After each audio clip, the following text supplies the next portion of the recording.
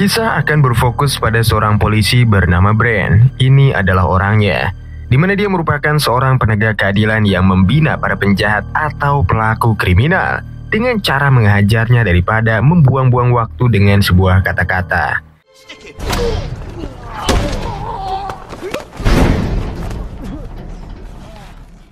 Tak lama kemudian, Brent menjadi trending topik di berbagai surat kabar atas kebrutalannya terhadap para penjahat, di mana hal itu membuatnya dimarahi oleh kepala polisi karena terlalu bersikap semena-mena.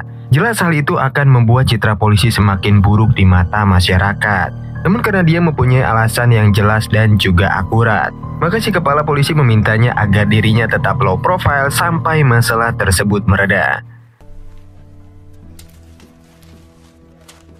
Sepulangnya dari kantor, Brent pun meluangkan waktunya untuk pergi menemui Daniel, seorang inspektur kepolisian yang tengah berduka lantaran ditinggal mati oleh istri tercintanya.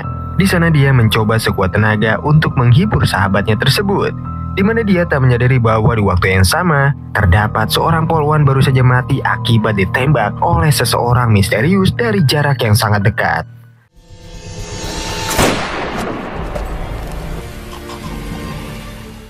Setelah mendapatkan kabar dari atasannya, Brent pun langsung pergi ke TKP. Yang di sana dia bertemu dengan seorang saksi untuk menjelaskan terkait ciri-ciri dari orang yang telah melakukan perbuatan tersebut.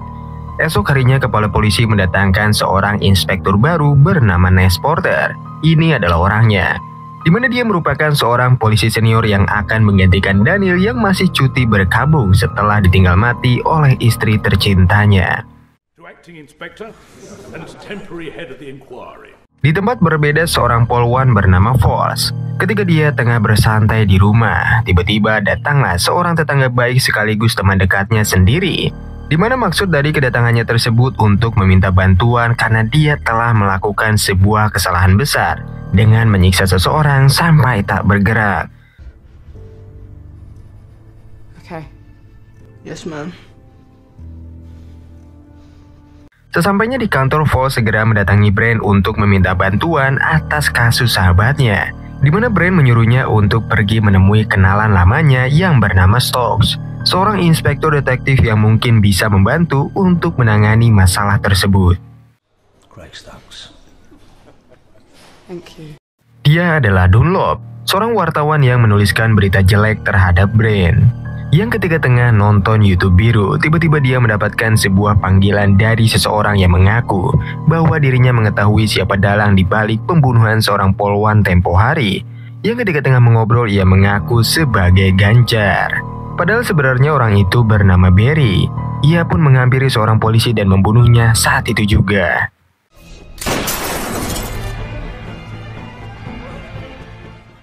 Demi menjalin kontak batin di antara mereka berdua, Porter pun mengajak Brent untuk minum bareng, di mana dia mengetahui bahwa rekan kerjanya itu memiliki sebuah gangguan pikiran, sehingga dia akan bertindak secara berlebihan walaupun hanya menghadapi masalah sepele. Sementara Porter mencari petunjuk secara terstruktur, Brent langsung turun ke lapangan untuk mempercepat pencariannya, di mana dia menemui beberapa orang dan berhasil mendapatkan sebuah informasi dari orang terakhir yang dia temui, di mana dia bernama Redar, seorang penjual informasi yang telah salah dalam memilih kliennya. Selesai dengan pencariannya, Brent pun memutuskan untuk pergi ke rumah atasan barunya, di mana dia meminta saran kepada Porter tentang masalah yang tengah dihadapinya saat ini, yang mana dirinya telah lepas kendali seperti pingsan meski tidak sering, namun cukup membuatnya merasa khawatir yang berlebihan. Dirinya juga nggak mau bicara, makan, dan sangat susah untuk bangkit dari tempat tidur, yang untuk mengobati hal itu dia hanya bisa menatap dinding tanpa melakukan aktivitas apapun selain hal itu. Mendengar semua pernyataan itu, Porter pun menjawab bahwa dirinya tengah mengalami sesuatu yang bernama burnout. Brent hanya perlu istirahat selama 2 hari untuk bisa sembuh dari penyakitnya. Dan untuk meyakinkannya tentang hal itu, Porter juga menceritakan bahwa dulu dia pernah mengalaminya selama berhari-hari. Dikisahkan beberapa hari yang lalu, Porter dan unitnya pernah menghadapi seseorang pedofilia yang meski tahu pelakunya, namun dia tidak bisa menangkap orang itu karena tidak adanya saksi serta korban yang terlalu trauma. sehingga susah untuk mengidentifikasi pelaku tersebut.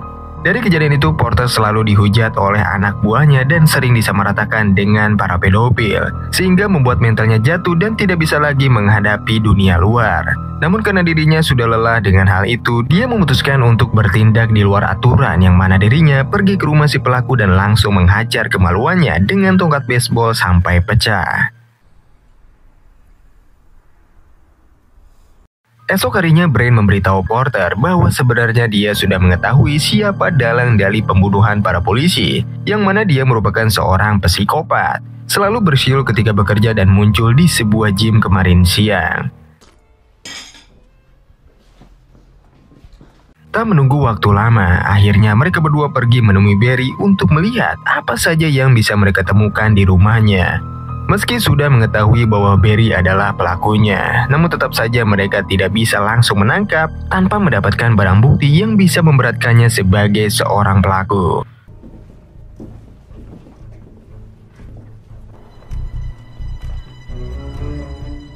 Sepulangnya dua polisi itu, Barry langsung pindah ke tempat lain karena dirinya pasti tidak aman lagi jika tetap berada di sana. Namun dia tidak menyadari bahwa Rednar tengah bersembunyi dari kejauhan dan langsung masuk ke tempat pembuangan miliknya. Setelah merasa bahwa dia sudah pergi cukup jauh dan ternyata Rednar mencari nota tempat parkir milik Barry untuk mengetahui di mana mobil miliknya disimpan. P23, Wemmick Parking. Di tempat lain terlihat Barry tengah mengikuti Daniel ke apartemennya. Yang di sana dia pun bertarung habis-habisan dengannya dan berhasil membunuhnya.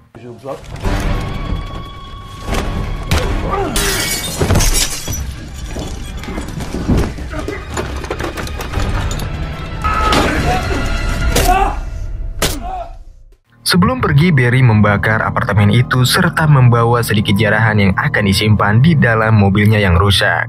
Yang setelah melakukan pembunuhan itu, dia juga melaporkan hal tersebut kepada si wartawan dengan mengatakan bahwa dirinya telah membunuh polisi lain dengan menggunakan sebuah palu yang sebelum teleponnya ditutup. Dia juga memberikan sebuah nama panggung dengan menamai dirinya sendiri dengan nama Prabowo kepada si wartawan tersebut. Brain yang mengetahui sahabatnya telah mati pun terlihat sangat kesal, dan kekesalannya itu bertambah setelah Porter mengatakan bahwa seorang wartawan bernama Dunlop sering dihubungi oleh si pelaku agar dia bisa menulis berita secara update supaya pamor si pelaku bisa lebih tersebar dan membuat para polisi semakin ketakutan. Namun alasan itu bukanlah hal yang membuatnya kesal, melainkan sosok si wartawan yang selalu aja membuat berita buruk tentang dirinya di dalam koran. Used the hammer to kill Roberts and he torched his flat. You know him? I do. Setelah menyimpan hasil jarahan itu, Barry pun langsung pergi dari parkiran tanpa dia sadari bahwa ada Rednar di sana. Tujuannya tidak lain untuk melihat barang apa saja yang sudah diambil oleh Barry.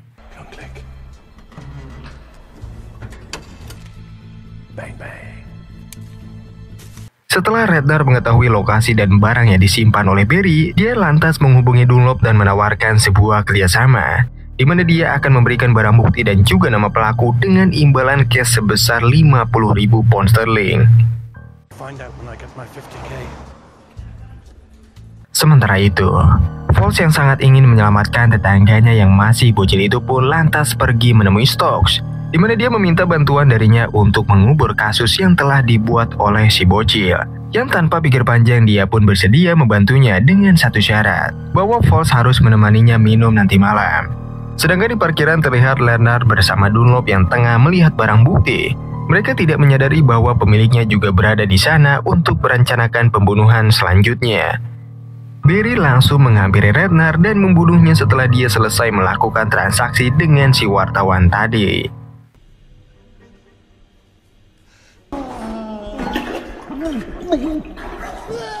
Setelah menunggu waktu yang cukup lama dan Rednar yang tak kunjung kembali, membuat Dunlop merasa khawatir, yang mana dia memutuskan untuk menghubungi polisi setelah mengetahui bahwa koleganya telah mati dan secara kebetulan orang yang mendatanginya adalah Brain dan Porter, di mana menjelaskan mereka berdua tentang sebuah kerjasama serta keberadaan barang bukti yang tersimpan di dalam bagasi mobil di salah satu parkiran yang tak jauh dari tempat mereka saat ini.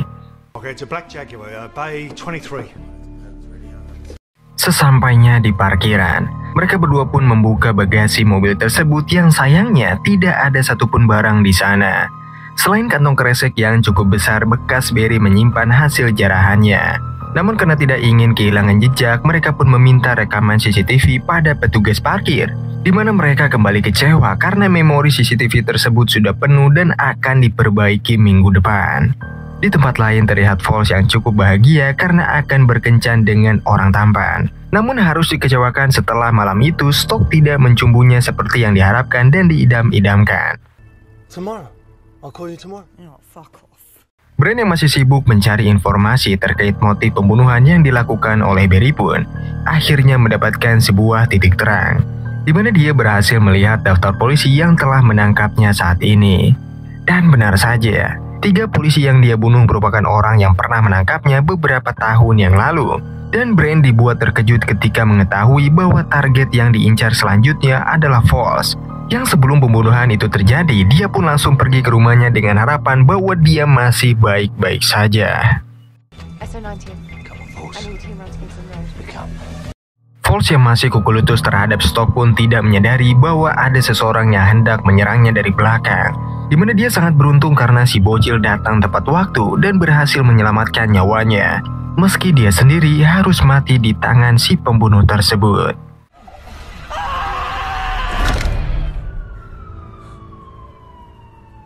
Sementara polisi tengah sibuk dengan mayat si bocil, terlihat Barry yang tengah kegirangan setelah dia berhasil mengecoh para polisi dan mendapat uang kompensasi yang dia terima dari orang yang telah mengkhianatinya. Yang mana dari uang itu dia bisa bersenang-senang dan menginap di sebuah hotel kelas mewah serta acara TV yang dia sukai. Esok harinya Brand dan Porter yang tidak mengetahui kepindahan Barry pun mengobrak-abrik apartemen lamanya. Karena mereka tidak dapat menemukan tempat persembunyian baru, mereka pun memutuskan untuk menyebarluaskan gambar Barry ke publik agar dia dapat segera ditemukan. Dengan tersebarnya berita itu, polisi pun dapat menemukan dengan mudah, meski pada akhirnya Barry sudah terlebih dahulu melarikan diri sebelum para polisi tersebut sampai ke kamarnya. Namun karena pelariannya diketahui, Brand pun lantas mengejarnya sehingga aksi kejar-kejaran pun tak terhindarkan lagi.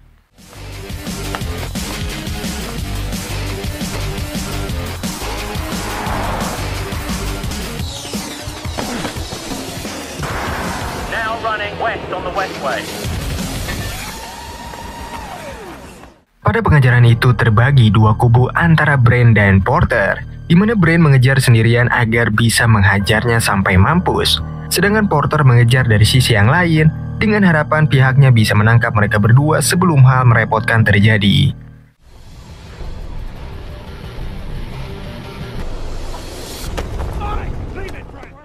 Falls yang sudah sepenuhnya sadar pun kembali bertugas, di mana dia yang merupakan seorang pecandu pun berhasil mendapatkan narkoba yang dicurinya dari beberapa pemuda yang telah melakukan transaksi. Di tempat interogasi, Barry yang lihai pun meminta bantuan seorang pengacara yang karena tanpa adanya barang bukti yang kuat, maka esok hari pun dia bisa dibebaskan tanpa harus berdiam di penjara untuk dalam waktu yang lama. Merasa ini adalah jalan buntu, Brand menemui Porter untuk ngopi bareng, di mana dia mengusulkan untuk melawannya di luar hukum seperti yang dirinya lakukan dulu terhadap para pelaku pedofilia dengan menghajar titiknya sampai pecah. I don't like where it's going. Karena jawaban dari Porter yang kurang memuaskan, Brand selanjutnya pergi menemui Barry, di mana dia memperingatkan untuk tetap berada di penjara dan mengakui segala hal yang telah dilakukannya sampai saat ini. Karena keselamatannya akan lebih terjamin jika dia tetap berada di dalam penjara daripada di luar sana. No one gives a fuck. Di tempat lain terlihat Stock sedang berada di sebuah klub bersama dengan seorang koleganya, di mana dia mendapatkan informasi yang mengatakan bahwa Falls telah mencuri sebungkus narkoba dari seorang pengedar beberapa waktu yang lalu. Setelah mendengar hal itu pun dia menghubungi Brand untuk meminta bantuan, yang mana mereka langsung pergi ke tempat Falls berada untuk menghentikan kegiatan haram yang telah dilakukannya. Saat tersadar, dia pun menjelaskan alasannya melakukan hal itu, di mana dirinya sangat tertekan atas kematian si bocil serta Barry yang akan kembali ke rumahnya untuk membunuhnya. Esok harinya Barry pun dibebaskan tanpa syarat, yang ketika keluar dari ruangan dia langsung disambut oleh kerumunan wartawan, di mana dirinya terlihat sangat menyebalkan sehingga membuat Bran dan polisi lain benar-benar membencinya. Di pemakaman Daniel, terlihat Barry turut serta di dalamnya, di mana dia menggunakan seragam lengkap kepolisian dan langsung mengikuti targetnya setelah dia pergi meninggalkan pemakaman tersebut. Return to Earth.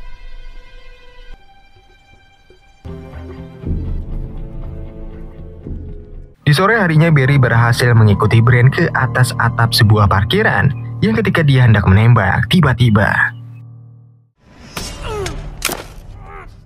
ya, tanpa ampun Bran pun menghabisinya, di mana dia membalikan posisi sebagai pembunuh dan Barry menjadi korban dari pembunuhan tersebut. Kejadian itu akan menjadi kasus paling besar dalam sejarah dan tidak akan pernah terungkap dalam waktu yang cukup lama. Itu dia teman-teman akhir dari cerita. Terima kasih udah mau nonton video ini sampai akhir. Jangan lupa di like, komen, dan subscribe agar kalian tidak ketinggalan video-video seru lainnya. Bye-bye.